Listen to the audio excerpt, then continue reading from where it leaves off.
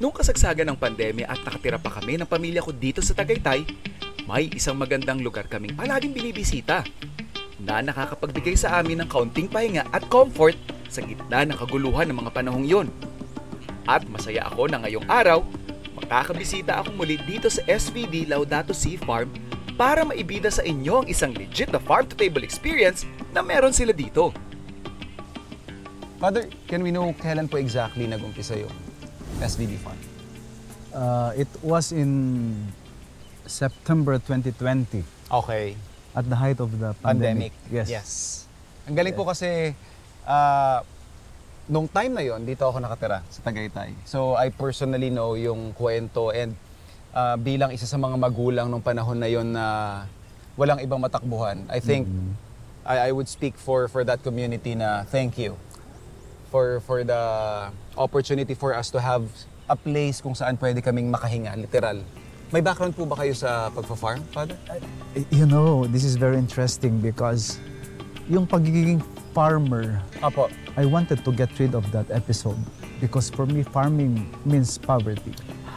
And Actually, so kaya nga nagsumikap ako, nag-aral ng mabuti at naiwanan ko yon. Nagtagumpay ako, nakalimutan ko yung pagiging anak magsasaka. And then only to find out that at a certain point in my life, that farmer in me would inspire me to proceed with this kind of project. Matapos ang ilang taon, napakalaki na ng in-improve ng SVD Farm mula sa simpleng simula nito.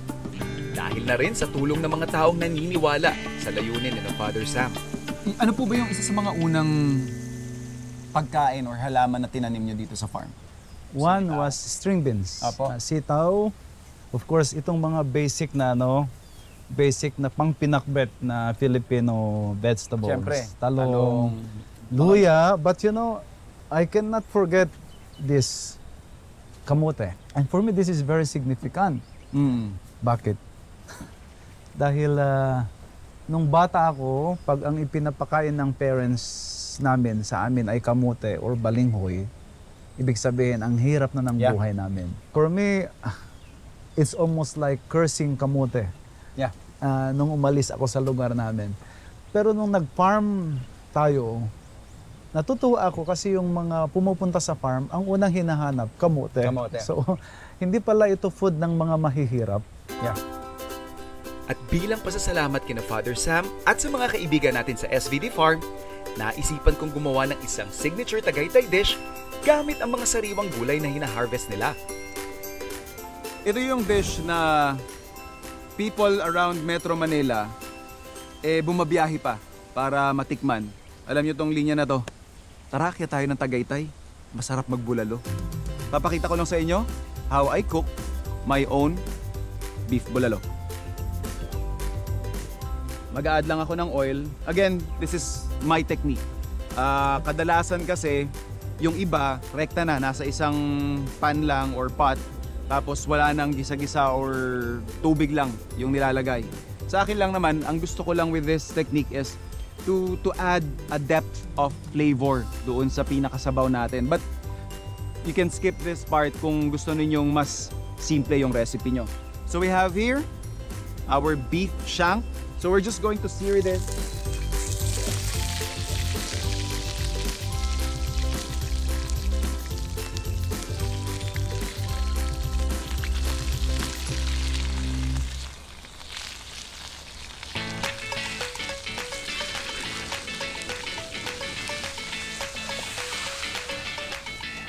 So once na nakakuha na tayong magandang brownie dun sa paligid ng ating shanks, pwede na tayo maglagay ng tubig or beef stock.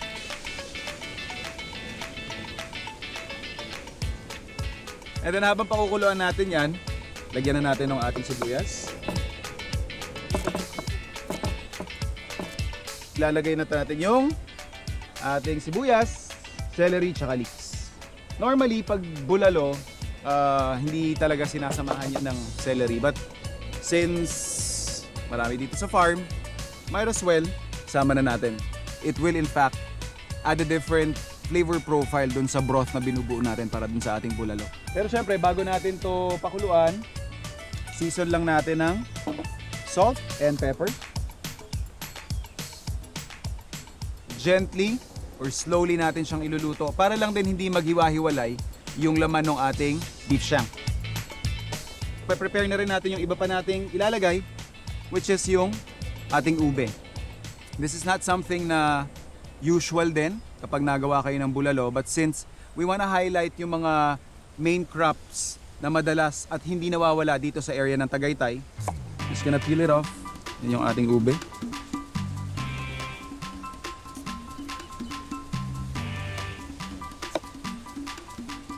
Since we're all about maximizing yung ating mga resources, like yung ating mga ingredients, so ito yung isa sa mga techniques na ginagawa namin sa kusina, sa industrial kitchen, sa restaurant, sa hotel, na when you're creating stock, like yung mga balat-balat ng gulay, especially balat ng sibuyas, mga extra celery, balat ng carrots, and ito actually balat ng, or yung husk ng mais, can be used para mas ma-enhance pa yung lalim ng ating paldo. So, tatakpan lang natin to. Balikan natin siguro on the 3rd hour. Pag napabisita ka sa SVD Laudato Sea Farm dito sa Tagaytay, siguradong mai-enjoy mo ang magagandang view, sariwang hangin, at syempre ang kanilang mga sariwang pagkain na mula mismo sa kanilang farm.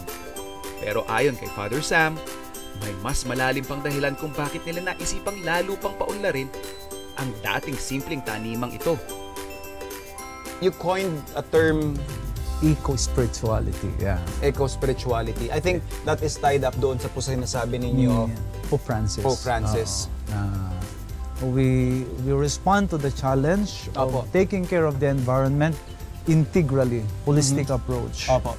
So healthy food, Yes. katulad ng aming kamatis. And then aside from this healthy organic products that we have, it should be accompanied with healthy disposition, healthy spirit. Habang kumukulo at pinapalambot natin ang ating bulalo, isang iconic Tagaytay dish pa ang isasabay natin sa hinahanda nating pagkain para sa mga kaibigan natin sa SVD Farm. So, ito na yung ating nalinis na mga tawilis.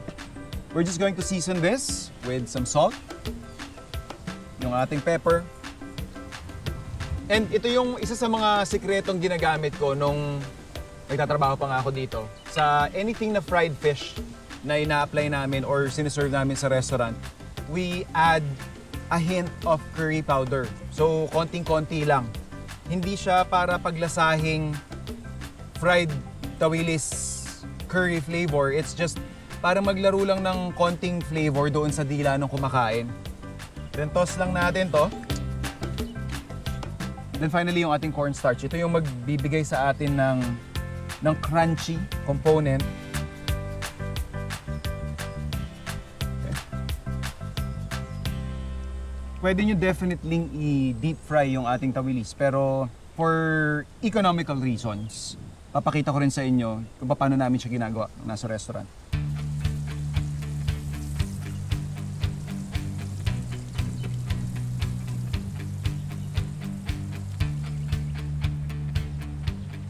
At this point, pwede na nating i-flip. Tatanggalin ko lang muna yung mga excess.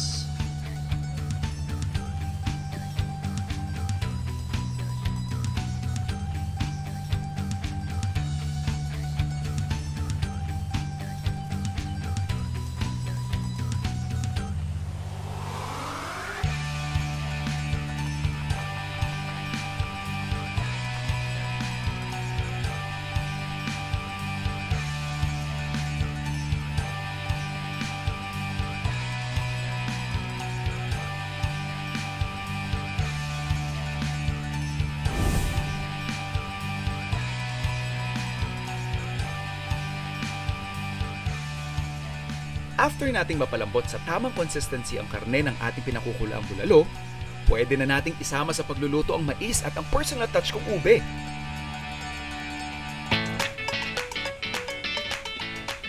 At once luto na ang mais at ube, susunod na natin ang Pechay Baguio.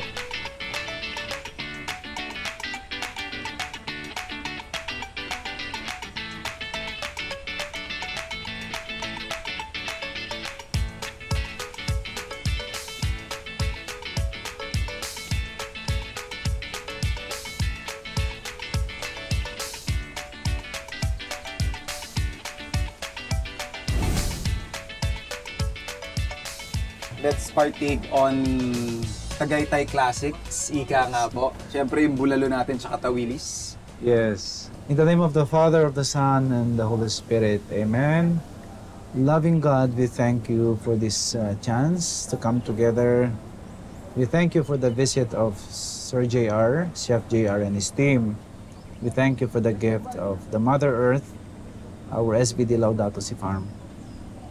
We ask you to continue to bless our missions, our ministry, the team of Sir Chef JR, our workers of the farm, our benefactors and friends. Bless the food you are about to receive from your goodness through Christ our Lord. Amen. Amen. Amen. Eto na po. Hindi magiging successful itong project na to. Isang mga factor dyan is yung tulong na natatanggap ninyo. Lalong-lalo na sa akin, yung tulong ng Department of Agriculture. From the very start. Opo. Silang gumabay sa amin sa farming. Aside from that, I would like to thank our committed workers, staff here. Yeah. We have now 115 Wow! in a span of 4 years. 4 years, 150. Oh, at dumami sila, marami ring natutulungan sa kanila, and they come from our vicinity.